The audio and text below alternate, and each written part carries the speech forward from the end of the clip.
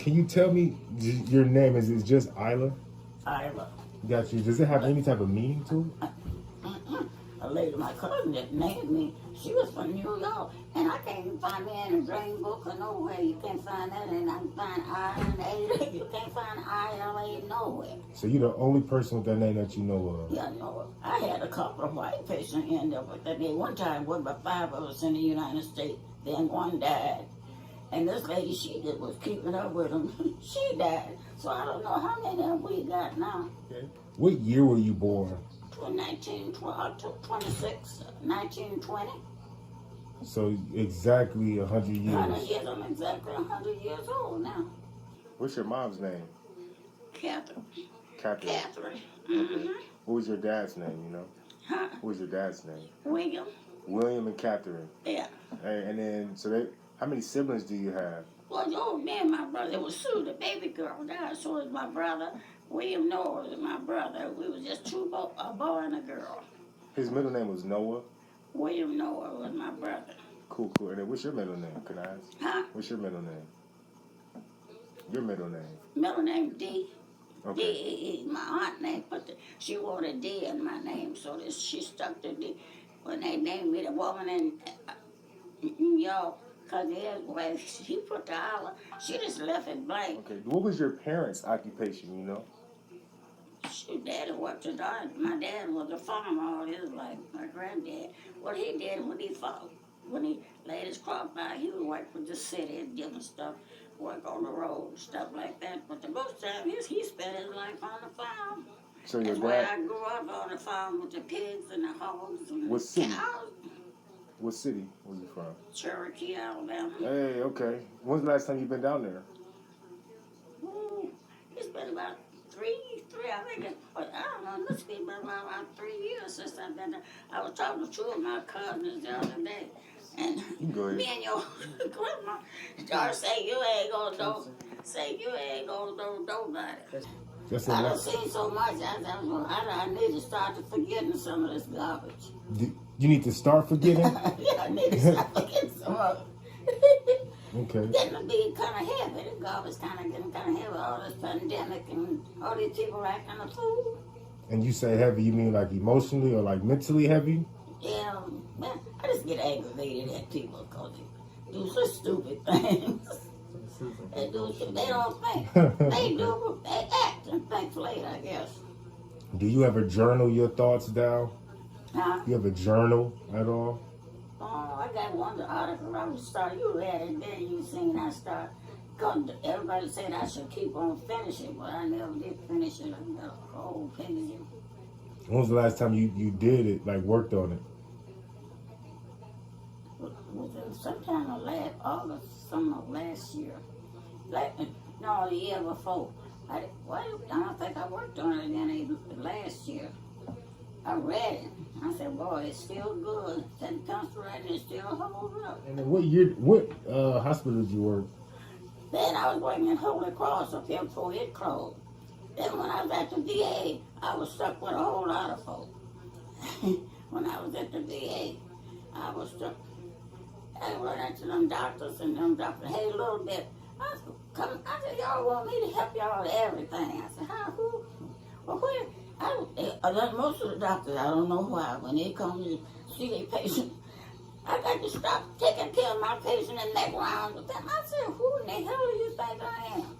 I said, one of these days, I'm going to tell you off and I ain't going to do it. But one day I did tell this little Jew, sharp dumping Dr. Keston. He owned the hospital. He sold the Holy Cross to a group of doctors, but he still was on staff.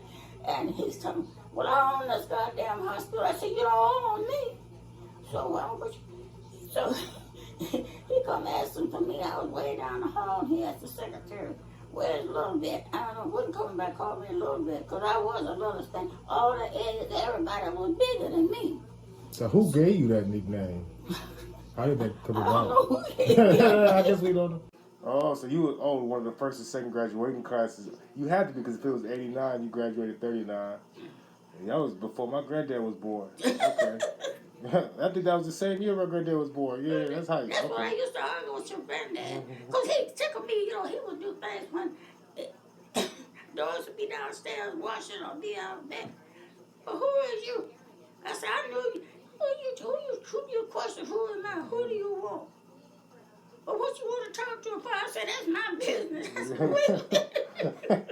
I'm older than you. I thought I that's told him, I said, I knew when you couldn't wipe your behind, so just get out and call Doris. And he looked at me and laughed. I said, when I asked for Doris, my cousin, you give me Doris, don't know ifs and ands, what you want with her and all that kind of stuff. That's He funny. laughed, because I knew his grandparents, his mother, his mother, Doris, his sister, Minnie Bars, we all went to school together. So while Auntie Minnie was okay, I didn't know that. I don't know everybody's age. Yeah, Auntie I Minnie. didn't know many Barnes. Huh? I didn't know the Barnes. That's granddad's Minnie sister, Bars, I think. yeah. Yeah, that's granddad's sister. Oh, older yeah, sister. Minnie, that used to Minnie. live on the west side. Yeah, I was little when she passed away, but yeah, she Yeah, did stay on the west Oh, side her. over by us. Okay. Yeah. Okay. Yeah. Do you have any events in your life that you may think on or reflect on often? Anything that's happened since you've been around? Anything that just happened to pop up and you just entertain? Well, when I think about little crazy things, I used to get myself hung up in the tree trying to get a cherry from a bird. You tried to get a cherry from a bird, so you for sure was down south. Yeah. You for sure was down south. Daddy tell me, he said, well, what's the cherry tree? Don't let all the bluebirds eat up the cherry. And if a bluebird went up the tree, flied on down the tree, I'd go up the tree and go out on the limb. I would be, well, everybody. So Daddy them had to put me in blue jeans. Except up over the wall. I went up there, going from tree to tree. Daddy said, don't you know you can't keep up with this? Yeah, you can't fly now. That's different. They ain't teaching I those going up from there. limb to limb. And I fell, and the only thing Mama had made was dress that had rick, it was 2-inch hair, and had the 2-inch hem, and then it had 2 rows of rick-rack striping, tape, red and blue or some color around it. So that's what had me, and I'm hanging up there, bottoms upwards. And they run into the house. Daddy, they were looking for Daddy. Daddy wasn't there. Well, nobody. Her mom said, well, get her down. Oh, she fall down. Only thing was holding me when my dress tail was holding me. And Daddy come home. He said, I don't know what I'm going to do. He said, we're going to have to put her in pants. Because if they threw the rocks, I used to shoot marbles with them. I shoot marbles with them. And when they wasn't home, I would set up and practice on them marbles. When they come, I'd practice when they have to go out and help Daddy. I'd be at the house. Then I would win all the marbles. Ooh, they would get so mad. Who was you shooting marbles with? My brother, Wesley, Harvey, and Nathan, Life, whoever, they come over there. Well, how do you get so good? Well, the same way with throwing, we was had a habit of putting bottles and stuff on the poles and see who could drop off the most. I got pretty good. Everyone, they stuck up there, throw it straight. How do you do that? I do it when there wasn't nobody around me. I would rehearse, so when they come home Getting and your want to practice do that. on. They call that cheating. Yeah, I practice. Okay. Mama said, you just don't want to be a girl. I was a tomboy. Because whatever they did, Dad went to field, I wanted to follow behind the plow. I wanted to plant, whatever he's doing, I wanted to do that too. Do you have any favorite moments in school? They were pretty. No, only one, the hardest one we had, Mr. Carter's give us a problem to work, and the fish was, well, a big fish. We were supposed to cut the fish up and then get it all, so many, and then you had all these alphabets and X's and stuff. He put all that up there. He'd write all these extra boards. You'd have to analyze it. I would figure it out some kind of way, but I never could tell him how I got it. And then he said, well, you can't do nothing till you tell me how you got down. Showing your proof. Yeah, you had to prove what you had. They teachers there, and you had to prove if you got the answer. How did you get the So they answer? know you're not cheating. Huh? So they know you're not cheating. Yeah, they know it's you. And I'd be the only one come up with the answer. Well, I could. Mr. Carter said, how did you get it? I said, I got it. I don't know. I don't know. Well, y'all gonna be sitting here till she comes up. If school went out, we still was sitting there. We sit. And the kids on the rest of the class to get mad at me because they got to sit there too. 'Cause he said, when you get through, when you come up with the answer, then everybody can go home. What was your teacher's name? Mr. What is Carter? I don't forget Carter's now his first name. He was our principal, and he taught this math class, and he was real strict, and he was always coming up with these hard problems. He wanted you to work. So he's the principal and the math teacher. Okay. Yeah, he was principal, and he taught classes too. Did you ever have what grade level was that? I think that was in the 10th grade. And my first teacher, when I first started school, I started when I was 5 years old, and I was under Mary Hedrick. That's the one. Then we didn't have but 3 rooms. That school, that Cherokee, wasn't but 3 rooms. You seen it? Have seen it? High school, where the Cherokee High School is. No, I would have to look. I'm not familiar with it. Yeah, and well, then it started off. It was 3 rooms. There wasn't but 3 rooms. Everything was done in them 3 rooms. Then finally added to the 10th grade. Finally raised money and added up. Went from the first grade you only got for is the 6th grade. So then everybody had to find somewhere to go. They What had you to go to mean? Tuscumbia or somewhere else and go to school. So then Mom and Dad, black and the white got together. Well, this is too far. Kids can't do that. So they ended up adding on another room. And finally, we got up to the 10th grade. And shoot, it was still boring because they were having kids come up there by bus from Tishomingo, Mississippi. Cause Cherokee is only, 2 miles, 3 miles from the Mississippi line. You go across the line, you're in Mississippi. Oh, boy, them was the days, though. Okay. And then right out of high school, that's when you jumped into the workforce, or did you do anything out of high school? Like, how did you transition into it? Going through the summer months, I didn't do nothing but study and get ready to go back to school. They help around the house canning and picking berries and plums and all that old junk. Okay. And then while you were down south, did you ever experience any racism? Oh, I come over there practically every day. I hit it all the time. And Daddy looked at me. Because the white folk want you to say Mr. and Miss when you say yes ma'am and no ma'am. I can see that. Don't you know? So I don't say yes ma'am and no ma'am to nobody. I think that's something that has to be given for sure, like earned, I would say. That makes sense. Here we go. I told them yes and no, and they didn't like that. They said, did you do so and so? I said, yes, I did. That's the answer I give them. How were you able to maneuver through times like that? Huh? How were you able to like get through times like that? Did you have people to help you like mentally? Shoot, I did it on my own. I just said, well, the heck, y'all follow me if you want to. If you don't, I go by myself. Did you ever have did your family ever have those type of conversations with you growing up about like different racism and how to handle it? Yeah. Well, they did. They was Mom and Daddy. They would talk to us. And Daddy said, a lot of times you have to say yes or no. You have to go. I said, Daddy, well, I ain't seen a cracker yet. I'm going to say yes, sir, and yo, sir, too. One more time he asked me a question. I said, yes, I did it.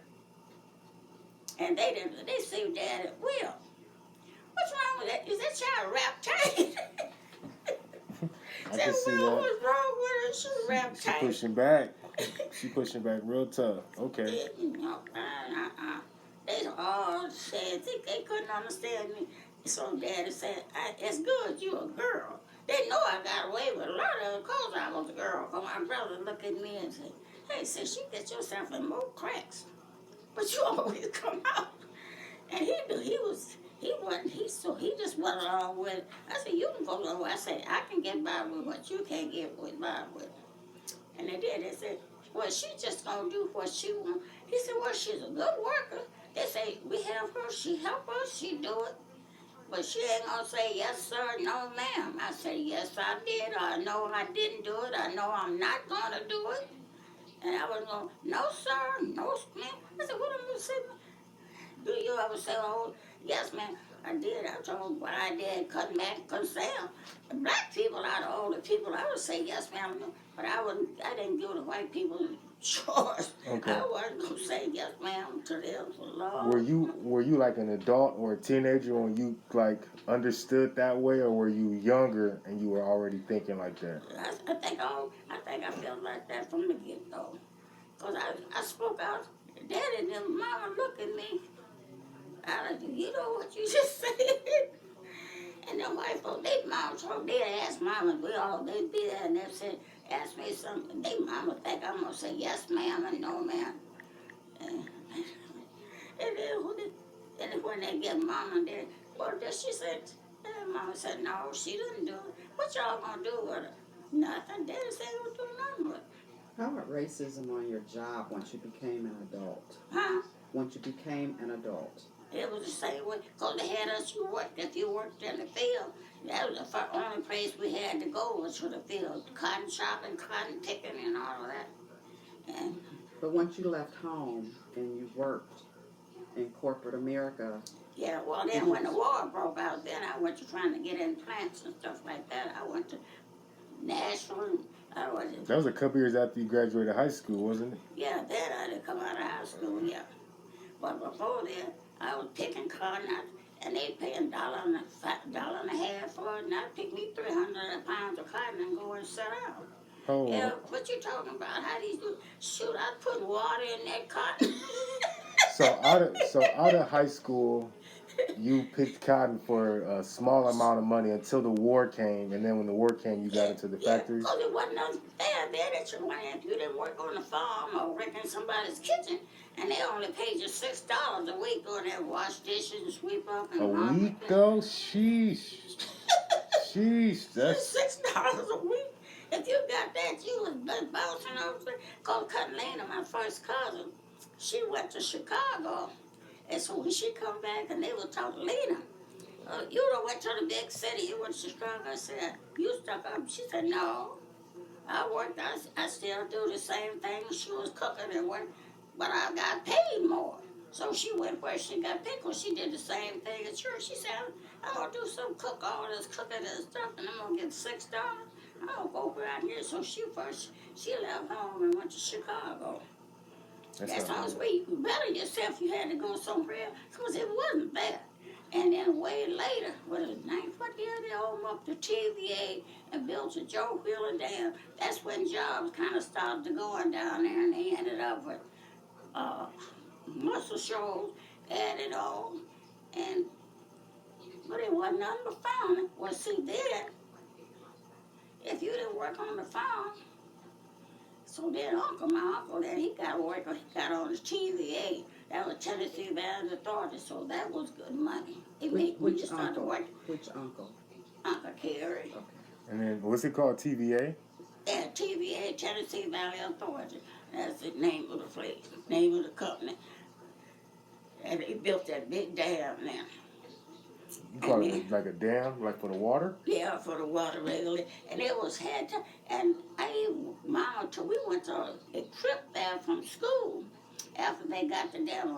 I graduated, and we went there, and they take you down under you get on the elevator. You had to sign this register to go down on this elevator because the water was over you, and we could go down there and there was glass all around us down there. You could see fishes swimming around out there. And I said, why you got to do that? I said, well, you might go down there and might can't get back up. Yeah, sign off that. Yeah, good waiver. But it was nice down there. It was heat down there. And you could walk around there and walk because all this is glass. It was nothing but water. You see fish swimming. And then they started to let the water out. They had, gates that let the water out the dam, keeping getting overflowed. Because at one time, people's land was getting swamped. Well, they collected that water when they released it slowly So it wasn't destroying property, it was destroying that way the water was running loose before they built the dam. It was doing a lot of property damage. Because the river, it was built on a river, and then when that river overflowed, because Cotton Lou and all of them Uncle Lewis up there at bottom, they own that land on that river. But it would be covered with water until about April or May. You plant cotton out there, boy, corn, and they love the corn. Because that corn would come up with green leaves. Then it wouldn't rain no more when you get a dry spell. But you had to wait till it wasn't raining no more. But then when they got the dam, they stopped that water from coming down there, flooding people out of. You could walk around in your house. Bedroom walk around with water in your house. That's not the yeah. move. Did they ever compensate people for like that type of stuff, or is that just a? Well, some of the land they bought it up and let them find somewhere else to. Yeah, and it was a lot of them bought up. They just bought the land up, so they didn't have to go through it. Okay. Auntie, you talked about racism in the South as a child and young adult. Did you experience racism in the North once you left the state? Oh yeah, you got I got it everywhere I went. They kind of look down their nose at you, so they kind of look down their nose at me. I look down my nose at them. How about the hospitals? Huh? During your profession of being a nurse, did you experience racism? Well, patient, you got patient. We got Italian patient. They didn't want blacks to church. One lady had a patient, and I had 8. And she wasn't supposed to get out of bed on her own. She was Italian. And she said, "You can't trust me, you black." I said, "Well, black, you want your ass to fall on the floor? You can't walk. You got to go. You got to help get to the." Well, she was right there at the toilet, but she needed help to get there. I said, "Now, if you want to fall on your behind, that's fine. I'll make out an accident report. We'll take care of it." I said, "Look, this is what's on me. I'm born with it. It ain't going nowhere." I said, "This little tan color you got, the sun go down and you gonna turn back and look like I don't know what." I said, "Now, yours will leave you. You start looking like hell. And I'm gonna still look good." They got melanin. Her daughter, and that woman was a pain in the butt. And she told the doctor, Dr. Lewis, when he come in, he said, "That's the woman, how does she feel?" "I feel with my hand." Well, he wanted to know because the daughter, she lived with her daughter, and she was losing weight. He wanted to find out what kind of pain she had, what did she feel, did she have headaches? "Well, you the doctor. If I got a pain, you're supposed to find it." Uh-oh. And all that. That's It's what a she teamwork thought. thing. So the nurse supervisor, they signed it to that lady. Everybody, the midnight shift, nobody wanted to work with her. There was nobody on days want to work. Well, when I come in on the afternoon, I said, "Well, y'all give me all the problem. Well, you seem to solve the problem." I said, okay, I'll take it." And she kept on and told me, "I don't want you to touch me." I said, "Well, how you going to get to the bathroom?" I just sat down in a chair. I said, "How you going to get to the bathroom?" So you let her come to that realization by herself then? And then she took her, "Well, come on, help me." I said, "Take my hand and see if anything come off."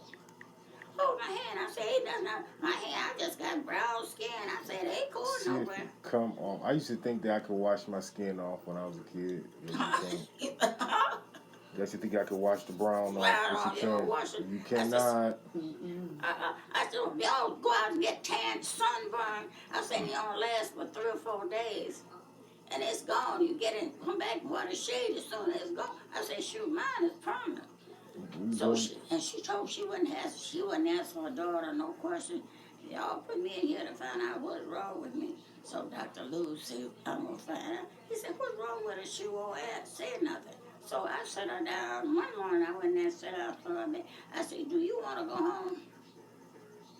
"Yeah."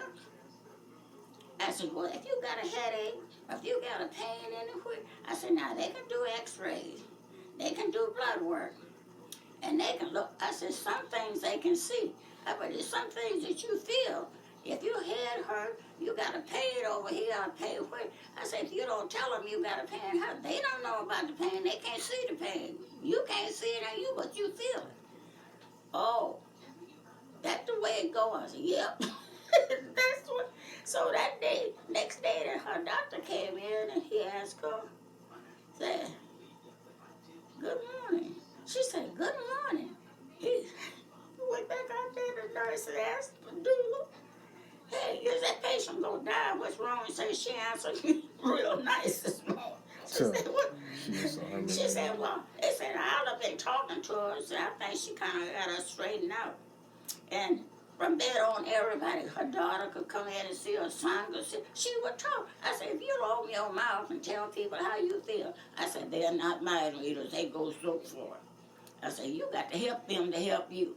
Oh, I thought the doctors knew everything. I said, no, they don't know everything. Just like you don't know everything. They learning too. Everybody learn. I like how she brought that back. That's how. Yeah. So got her daughter come in and that day after, next day after I had a long talk with her, and she spoke to, and she said, Mama, how you feel? She went to telling her mama the doctor was up and he did this for me and we had a talk. She went back, I was down the hall somewhere else. She went out there and asked the nurse, his mama, what's happened to my mama? Say she talking, I can ask her. Say she wouldn't talk to me at home, tell me how she felt. She wouldn't do, I couldn't communicate. She wouldn't meet her and her brother, either one, nobody. She would come in. Say now she here, she wouldn't communicate. Say now today she telling me everything. So she said, well, it's a nurse that's been working with her. Say I think she just educated her and she come around. Say we all play. Cause no shift wanted to be bothered with her. No shift. That's all, Lord, I must wish I'd have stayed home. So you had to be bothered with her. But after this, she come around. She was a good patient. I went out to her and very present. I don't want you taking my blood pressure. I don't want no black folk doing. I said, well, if your ass you die, I'm gonna count it too. Except if you die, I can't shoot them all. I'll clean you up. I'm gonna have I still gotta touch you. I said, I'm gonna clean you up, take you off. So I said, you might as well get used to it. I said, you ain't gonna be here always. I ain't either. She, huh? I said, you supposed to think you got a rubber life. You don't have a rubber life. Would you call it a what? A rubber life? Yeah, I said, What well, that y'all mean? think you got a rubber life. You bounce around. Everything will bounce off your head. I said, no, you ain't got no rubber life. You're gonna die just like everybody else. We all coming, we're going. Oh. I said, sure, yeah, everybody going. None of us come here to stay. They call us visitors at this time, like we are here visiting. Yeah, so, go. yeah, I don't know, I said, people have some weird ideas, but I just dive in. And my classmates said, boy, you set up with all of them. I said, I set up even with the doctors too. I set up with all of them. I said, he get in his pants just like my daddy did here. So what do I know? I don't want to ask the doctor. I said, he's just another man. Anything you want to know, ask him. I said, what do I do? I asked him. He's just another. I said, he get in his pants just like my daddy do, one leg at a time. So what you scared of? You know, you ain't got good sense. That's real though. I mean, they human just like us. I think with the doctor, you should have a very trustworthy relationship with your doctor. Yeah. Because they the one that's gonna keep your health right or Yeah. help you keep it right. You gotta cooperate with them. I said, sure, if y'all want the doctors to help you, I said, you gotta cooperate. I said, you are all of them. I said, we are the doctors' helpers. We are the helpers. Everybody in the hospital is working for your benefit. I said, but if you don't communicate, how can we help you? We can't. So the Badoo was heading. She said, how do you do the silver collection? She said, how do you do it? You tell everybody else. I said, well, somebody got to do it. Somebody roll in life. That's right. Prior to your nursing degree, did you have any other additional courses or education that you accomplished? Well, I took cosmetology. I did that. That's the only thing I done outside of nursing. The rest of it, I did it on my own. Where did you take that course? Huh? Where did you take that course? In Memphis. Yeah, but I take that course in Memphis.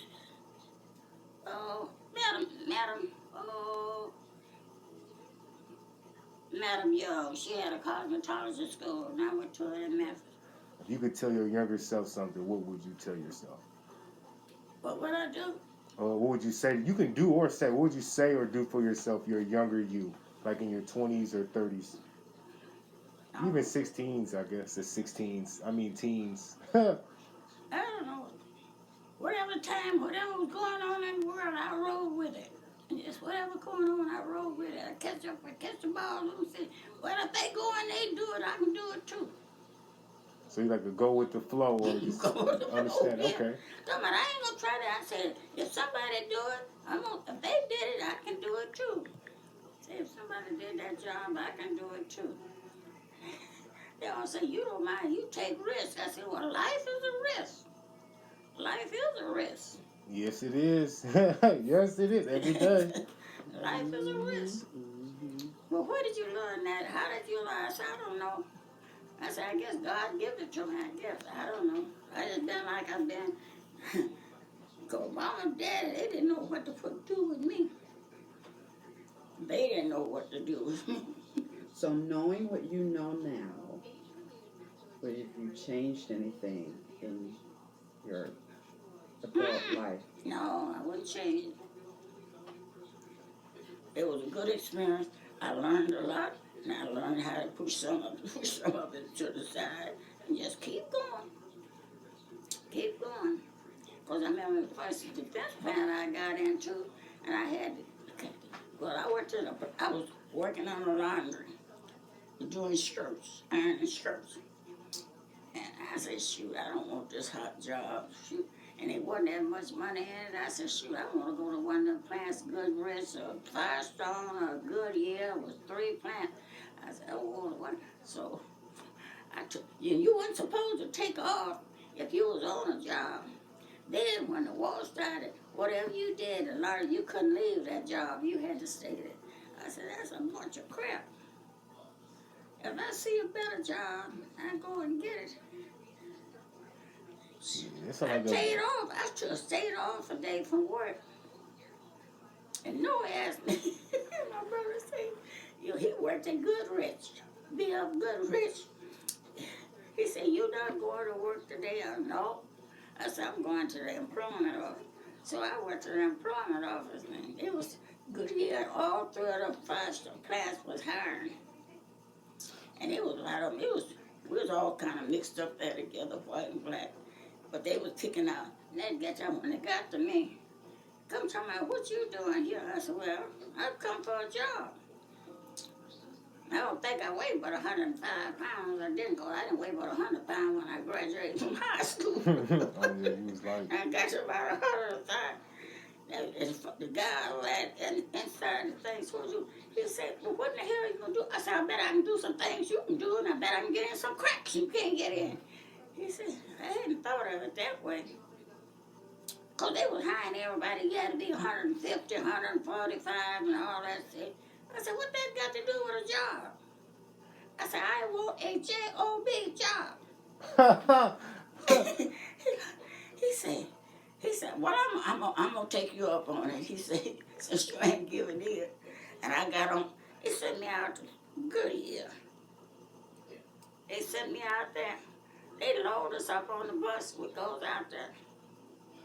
He said, you told me where the bus was loading. You go get on that bus. He said, I'll find out if you make it. So when I got there, we went. It was all white. All was white. It was 3 or 4, but 2 or 3 of us black. But they would take all the whites first. And you had to go to school. They had to teach you to shoot rivets, buck rivets, drill holes, and read the maps and all of that. But they were taking all the whites. So when it got down to me,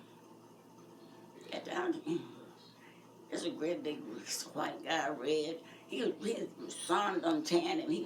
He done burned up. I said, you kind of burned up, ain't you? Too much vitamin D. Yeah. He said, what you think you can do? I said, I bet I can do things you can't do. I said, you just gonna give me a try. So he gave me my instructions, they took me to the tool cabinet. I got my tool, a hammer, uh, different sizes of screwdrivers and a cutter and all this stuff put in my bucket. He said, now I'm gonna carry you around here to the employee, to the office. When I walks in there, there's some of the big fat guys, short fat stuff. He said, what you doing here? I said, I come for a job. He said, hell, what do you think you can do? I said, I can do what I guess what anybody else can do. Size ain't got nothing to do with it. He said, you pretty game, aren't you? I said, yeah. You serious? You want a job? I said, yeah. So they took me over there in the class. Every time they take a black over there, they would sit down. They wouldn't work with no blacks. They didn't work. They worked with each other. Some of them had been there 3 weeks. They only try to keep them there 2 weeks and be able should be on production. Cause the company's losing money. So they trying to get people over there. Yeah. So with nobody phone, nobody would work me. He said, you study these books. So I learned the quarter inch, all the different sizes of rivets, and all that stuff. I memorized all of that. So I went to class 3 days, and I learned to shoot. So he would shoot with me. He would drill, he would shoot. Then I put the river out, but we do it back and forth. He said, "Honey, you ever done this before?" I said, "No, never done it before." And the guys, the 3 men that worked on this part of the plant, said, we've been here 6 years, and we take out about every other bullet. Nothing we put in, we got the trick. Because if you get a dent or anything on it, it's no good. You got to take it out. If it's on the inside, it's got to be flat with the surface of the material so no air, nothing get through. Because the plane going to come down. It's going to get us stay up there, okay? I started off with one white guy. It was 3 white guys and 1 black guy. Dave was a black guy. He just stayed back, and he had his fingers crossed with me. Everybody wanted to work with me. He didn't push it. He didn't push it. Oh, go ahead. Someone got over. I got with this one to my head, and I don't think you can do it there. The first bullet, he said, I'm going to shoot it.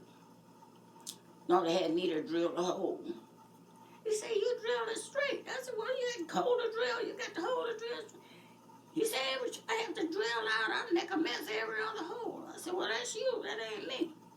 Okay, so then we put a bullet in one of the cleats there.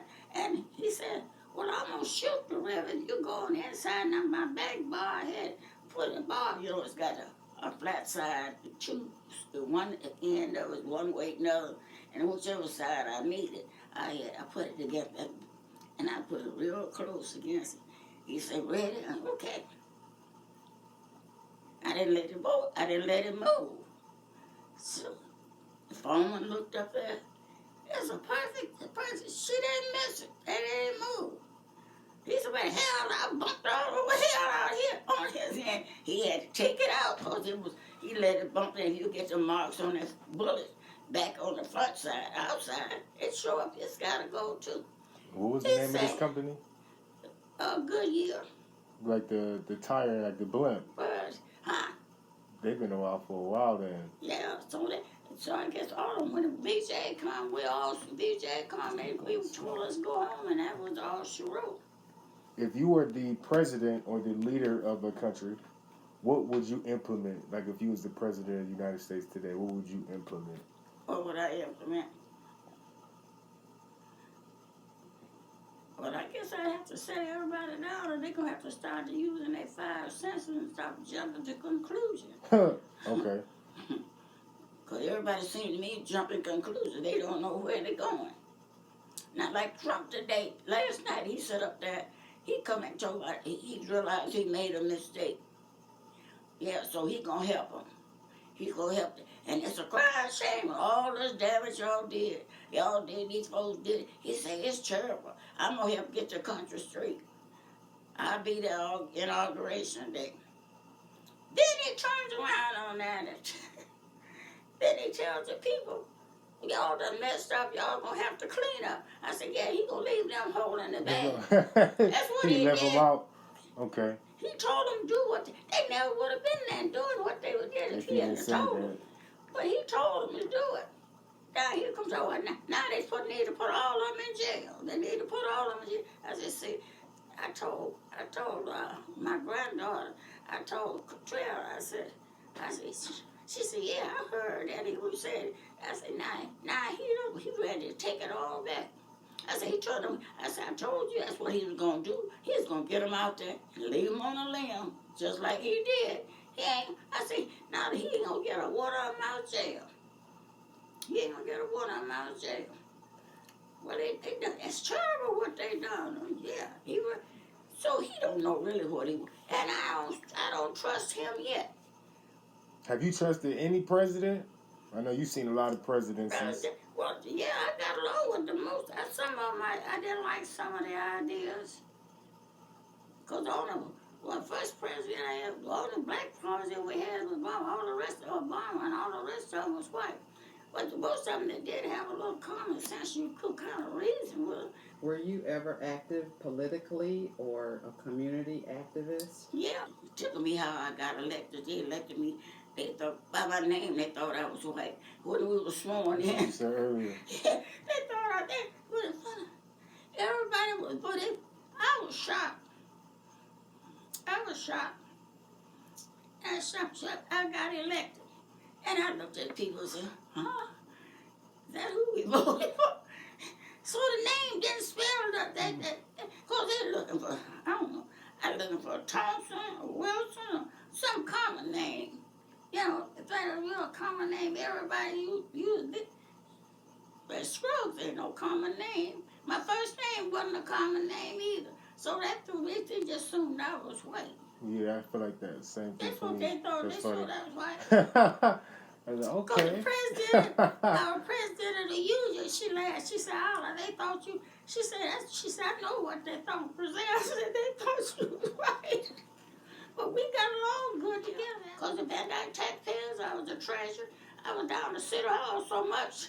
I learned everybody, Mayor Young, but we never could. We tried to sneak up there and get in there and couldn't get in there. Coleman Young, he never would talk to, he'd always send somebody. I'd go to down in City Council, Bell County. I'd go down there, I learned everybody that was on that council. I knew all of them. Rama Henderson, when she was president of the City Council, before she lost her sight and went blind. Mary Ann Mahaffey. And I enjoyed going, and what was this man named? He died of Focus Hope. He would take us down there. He enjoyed taking us to City Council. I was on the black and the bus. It was 4 or 5 white and me, and I went every week, twice a week. So when I voted, I knew who was who. Well, see, most people now, the way they got it, you read this about this, and you read a little over here about that, you just almost like a blind dog in a meat house. You don't I feel know like nothing. I didn't know everybody on that ballot. No, you don't. You lied. No. But then, at that time, what am I looking at? what are you doing? So you say, well, I take a chance on this, but you don't know. But there was all of them down there, Sheffield, all of them. We had ministers on there. We had all sorts on there. And everyone, women and men. But we got to know them. And when they put on that vote, then I was head of dangerous building. So he told everybody to call a little bit. If anything happened, a fire, they were supposed to report it to me, and I was supposed to go check the building out. Then if I'm going to put it on the dangerous list, I'd give it to him and tell him what to do. And I'd go. And I said, oh my God. He said, I don't want everybody. He said he didn't want everybody. He said, I want one particular person, one person. And he wanted me. So I had to turn in the names of the building and who it was and all that. Take the pictures and turn them in. Then we'd go to council. And whenever they put that house up to be torn down or whatever had to be, I was going to see who was going to vote for. Because we had people, some of the people was in that property. It was in California and everywhere. It'd been away for years, the properties. So if anything happened there, they can't They can't just automatically, if it's a fire there, they can't tear it down. They got to find the owner. They got to catch that. We got to find the owner. Yeah, Mayor Ann Mahaffey. Well, what's it called now? She dead now. She lived over here on Mount Elliott. We'd catch the bus. We'd go down to the city council building and go in the building and go through deeds and see who owned this property. Spend a day down there around it. Oh yeah. Yeah. I want to do that. Y'all real ones. Yeah, we'd go find out. So we find out. Then we could turn that back. Results we find out who owns the property. Then we get the phone numbers and addresses and all that stuff. We bring it back. We call them people. City council pay for it 'cause they pay for it. And we call them. Some of them want it in there. Some of them agree to say, turn it over to the city. They can tear it down, on this days. But yeah, I worked on a little bit of damn, a little bit of it. I did a lot of damn. Let me ask you this: do you ever dream any? Huh? You ever dream any, like when you go to sleep? Yeah, I dream sometimes. Not too much anymore. I read every once in a while. Is it in black and white, or is it in color, or is it both? It's being both. That's what I dream. Okay. Are you always you in your dreams? Yeah, I'm always me. Okay. Have you ever seen yourself in a dream? Huh? Have you ever seen yourself in a dream? No, that I just Okay. knew I was there. And No, then, I never said seen me. okay. And do you, so first person point of view is like when you look out your own eyes. Is that how your dreams are? Like you're looking out of your own eyes in your Yeah, dream? like I'm looking around. Cause like now, it's funny now when I dream, and half the folks is gone, but nobody faces me. I be calling them, and I can see the back and know who they are, but nobody don't face me. So in your dream, you talk to people behind, their head, back of their head? Okay. Yeah, I just see the back of them. Yeah, I even called my mama, and I said, Mama, I said, you hear me call? She said, I'm busy. Shut up. And I said, okay. She'll tell me, shut up. I said, okay. Well, I said, I will ask a question. Why don't y'all turn around and look away? We busy over here. Just leave us alone. Shut up. I said, okay. How long has it been like that in your dreams? Is that fairly recent, or is that something that's always been like that? Most of it lately. Every once in a while I dream one of them crazy dreams. Okay. And then Then I wake up. I said, shoot. I was thinking, I said, Mama was there. I said, I was dreaming. Because it seemed so real. it's so real. It's just Yeah, like it seemed this. so real. I love talking about this type of stuff. Now, are you ever in the place where, like, you ever be in the bed and sometimes you may be like up, but then you still kind of sleepy, like in that sleep state, like you kind of in between? In between, yeah, so we dream, sleep, and wake. They have something else called sleep paralysis. Oh, no. So sleep paralysis is like when your mind is up but your body sleeps. So like you could be in the bed and you're not able to move, but you up though. You're not Can't asleep. get up. Yeah, have you ever had that before? It's like I've had dreams like that. Look, I'm down in a hole and can't get out. oh yeah. So people have dreams of falling. Yeah, I did dream. How did I get down here? I'm driving a car, go up and I fall. I said, shoot, just like a cat or dog falling in them holes or something. And she was like, somebody got to get you out. I wake myself up and what I'm doing down in a hole. Now, do you ever have any dreams that are reoccurring? Like dreams that made or like themed dreams? So like a dream that comes back every now and then, or a type of dream that comes back? No, not too often. Not too often. Okay. Do you ever have dreams where you realize that you know you're dreaming? Like, oh yeah, this for sure is a dream. No, a lot of them I have them in it, and then I realized when I wake up, I said, shoot, I was dreaming, wasn't it? No, a lot of them I go into them and I don't even realize I'm dreaming. Till I wake up, and then I wake up, shoot, I was dreaming. So Most of the time, most of my dreams about classmates and kind of people I'm associated with, I grew up with. I be telling Doris about it. She said, you dream about so I said, yeah, I dream about so and so. She said, do you know how long they been dead? Or, oh, yeah, they been going long. I said, I don't know what I was doing. I was myself. What I'm dreaming of somebody been dead 24 years, 30 years. I'm still dreaming about it. How do you handle like friends and family that pass away? Like, how do you like just mentally get through that? I know that can be kind of taxing on your mind. But at first, sometimes it takes a little upset and get upset. Finally, I get my little wits together, and then I can start growing.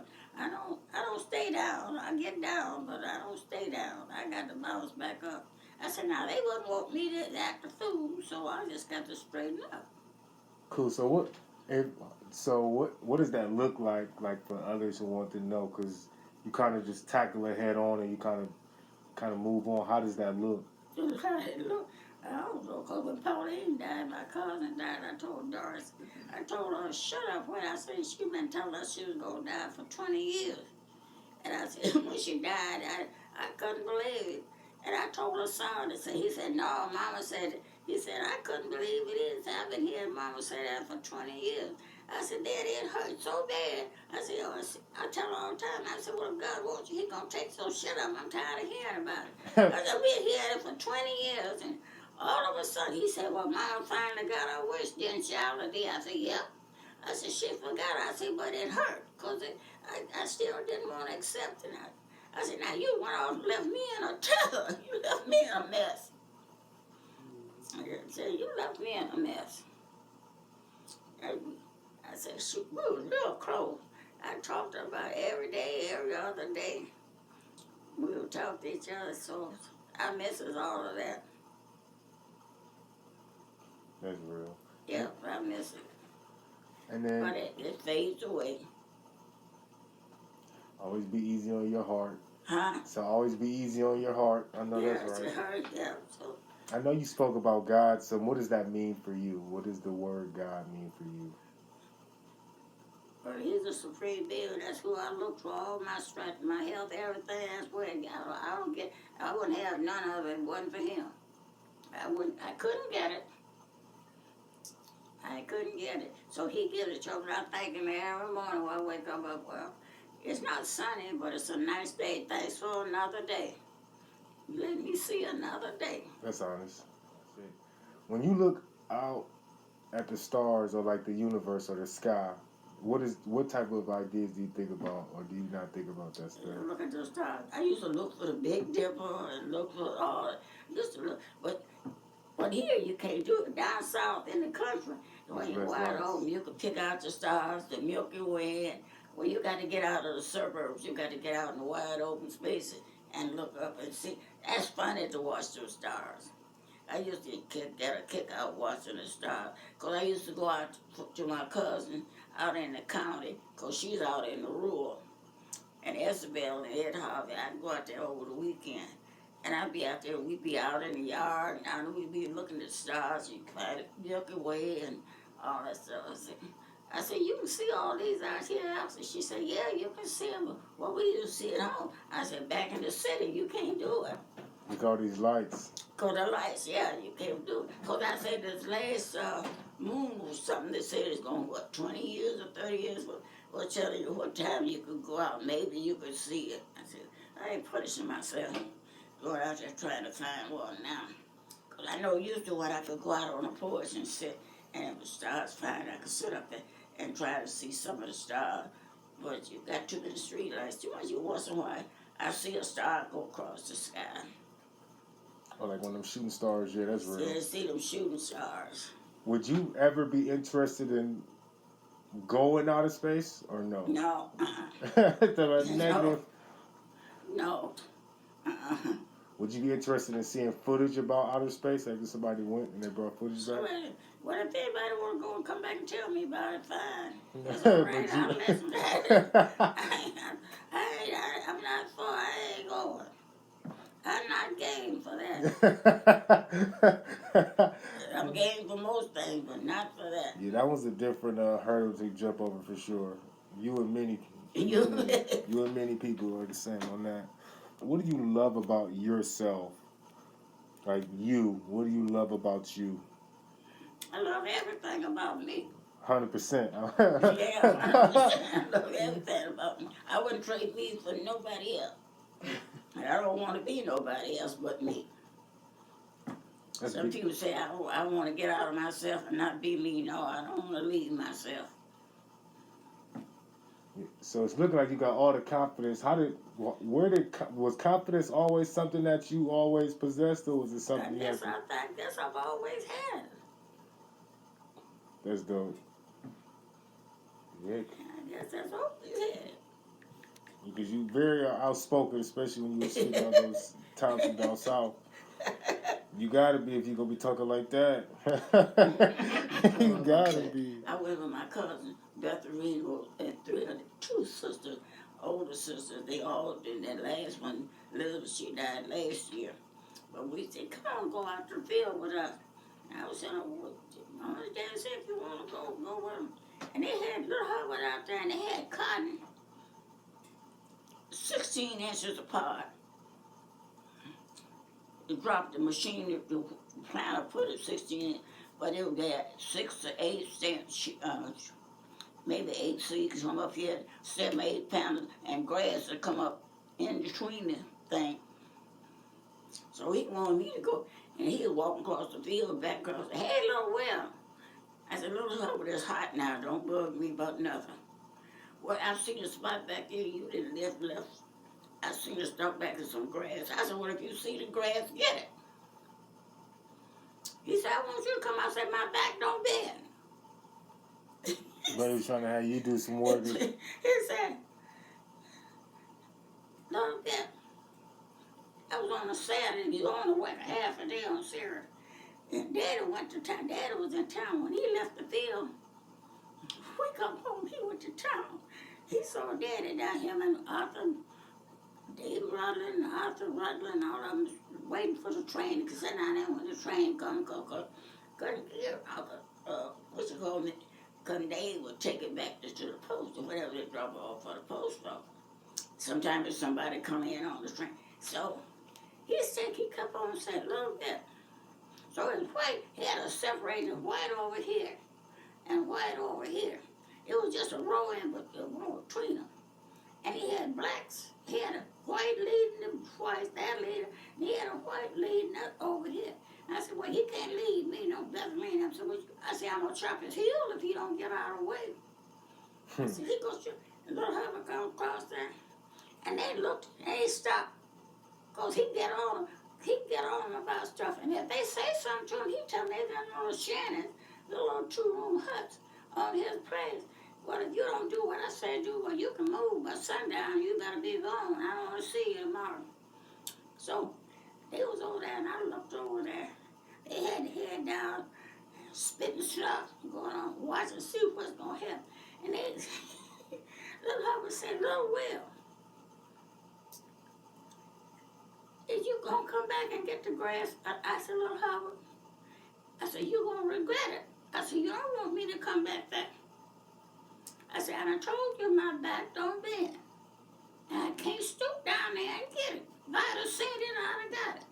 I said, since you see it, you get it. He said, no, you're coming to get it. I said, okay.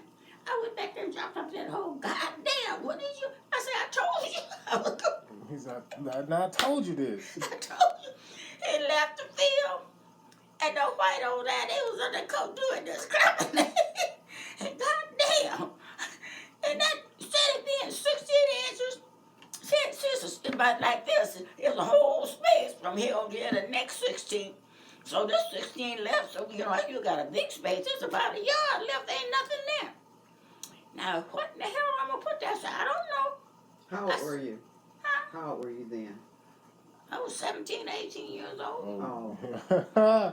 Young adult. I was an adult. And he went to town. He saw Daddy. Well, Daddy said, yeah, Hubbard, what you want to know? Your daughter, she left some grass and told her where it left, said it was in a book. Daddy said, oh, you messed up. And Daddy said, you messed up. He said, you sure right, I did mess up. Because when she come back there, instead of being, this is 16 inches, then the next is 16 inches. And if I get this at 16, you got a whole yard. You know, nothing. He said, well, they was long look to see what was going to happen. He said, and well, she wouldn't come back there. And she did when she told her back then. He said, Dad, do she ever tell you that? He said, yeah, she tell me that. She tell anybody. I said, if you back there, you see it, well, should I got to come back there and get it? I used to take cut Mac, you cut Mac like that. I go up there and help him there and stuff. And he said, hey, Lord, bet you, I said, well, cut Mac, you back there, you get it. Because I can't come back there. He said, she's the one, but you ain't going to have her backtracking. I said, I ain't backtracking. So little Hubble, what you gonna do with Daddy said, what you gonna, Daddy said, I ain't gonna do nothing with it. Well, she do you that? She said she don't pick him. So he was She looking do for him me. to He thought, get on your case. yeah, so Daddy said, he said, no, she do me the same way. So she don't pick, he said she really meant it. He said, I didn't think she was serious about it. He said, I know now. I go to the field and work with him. He'll train me loose. I can lead all the blacks over here. The blacks will follow me. They'd go. He said, let her go. So she's a good worker. I don't mess with her. Picking cotton was the same thing. I go on the time I sat down there paying $150 for a pound. So I pick me 3 or 4 pounds and shoot, I go sit down. I done made my day for the day. So you would pick cotton for $1.15 for a pound. And I have that sack and I get a load. But everywhere I got some wet in it, some wet grass, wet I put some of that wet cotton. Yeah, I made up my weight. What city were you doing that in? Huh? What city were you doing that in? Cherokee, out there, Barton, Cherokee. Going to them fields. That's right there. When did they stop? When did they stop picking cotton for people? They stopped when they finally got on. So when they stopped using the plow and the horses and mules and put tractors in. When they got cotton pickers, everything done machine. Now you didn't have to go to the field. So once all the time they pick up you then was for the scattering and the fall of the year. What was straggling out there, bold that the cotton picker. They hadn't opened. Because when that cotton picker comes on, it just takes leaves, grass, it takes everything. I said, no wonder the cotton's so gritty. You got sticks in the cotton. Was there a particular company that was running this?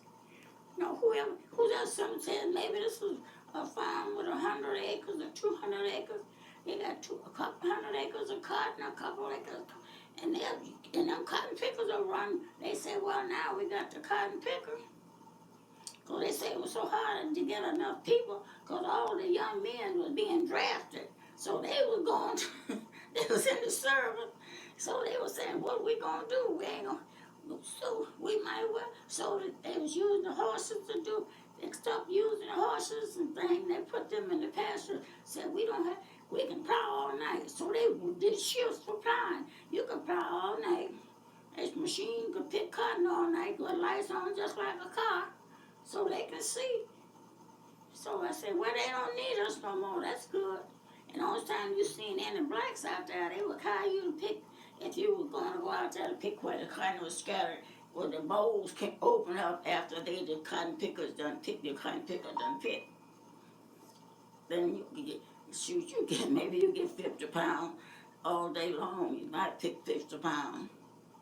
But I never did go out there when they got that scattered. I said, I can't make no money. I can't go.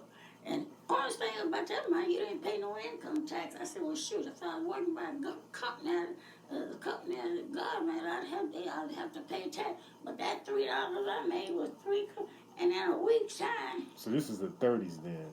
Huh? This is the 30s? Yeah. The late 30s?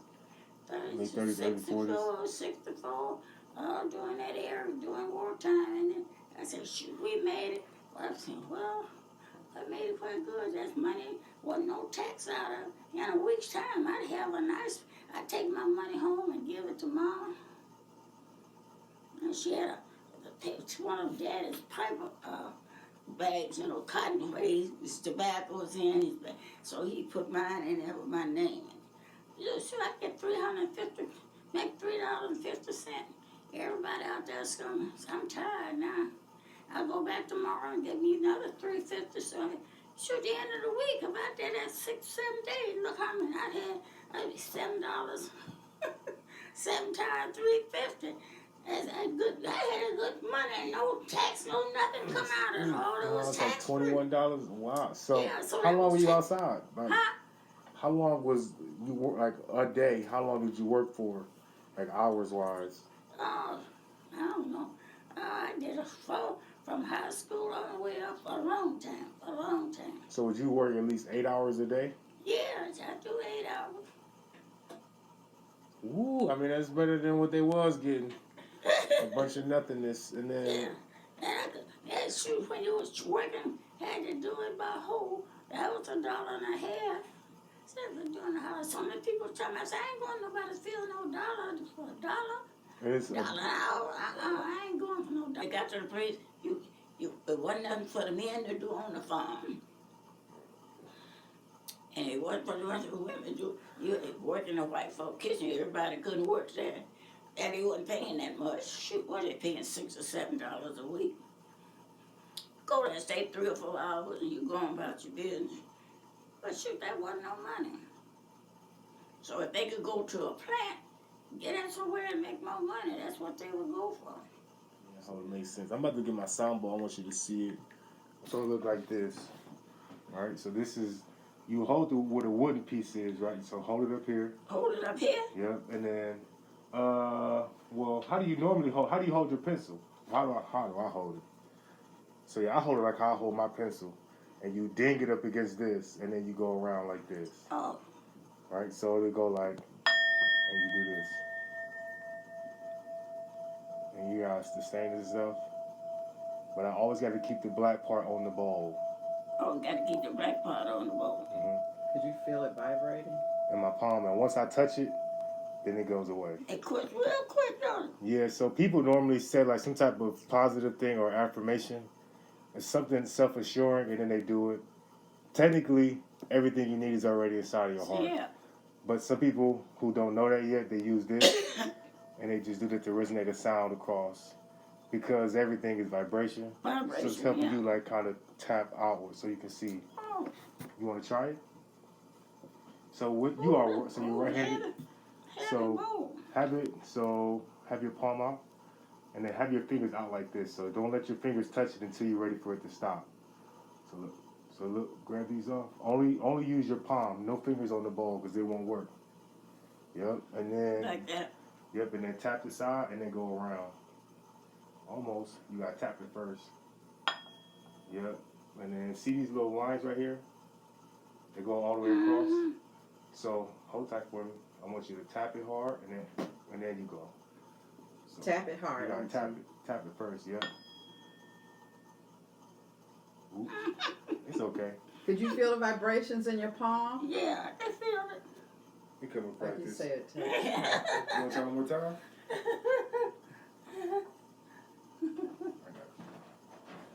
Ooh. And then try to hold it. If you want to put it on your lap, you can. You want to put your hand on your lap, Yeah. and then you can just hold it like this. Is that easier for you? So just hit. You can hit any side. Ooh, almost failed. Let's see. Let's do this. I'm gonna hold it like this, and then what you do. I ain't make me say nothing. I'm talking about this. So I'm holding. See how I got it on my palm, so my fingers are not on it. Yeah. Right. And then what you do is hit the, and then circle around the outside. Outside. So hit this side for me. Let's see. Ooh, I think it's this. It's more so how you both are holding it. That's okay. You just trying to get used to it. How do you normally hold a pencil? This way. Cool. Now, if you were to like, I think it'd be better analogy like if you were storing a pot, What? like a crock pot. Yeah. Yeah. So hit this and then stir that. Hit it a little harder, yeah. Yeah, like a little ding. Yeah, I'm doing it better. This is a little ding. This is just something to just Yes, to chat with and do that. Yeah. Because it took me like a Now, day or where did so. you get that ball from? Yes. So, you know how they sell crystals and sound bowls? This place is on. It's like 8 Mile, and I think I went up toward like Myers. Was it Myers? Meyyer. So over in that area, it's a crystal store. It's Crystal and Lights. Oh, So because my mom is into like crystal work and stuff, and I got put into this. I had a really cool experience with the sound bowl once. I just wanted to get my own. oh, then you got your own. Yeah, some people do like the sounds with their mouth. Like in the cultures, they go and just let that go through their own body. So when they meditate, they either do that. It's like a way to be at peace with yourself. Oh, Yes. What gives you joy now? huh? What gives you joy? Huh? Happiness?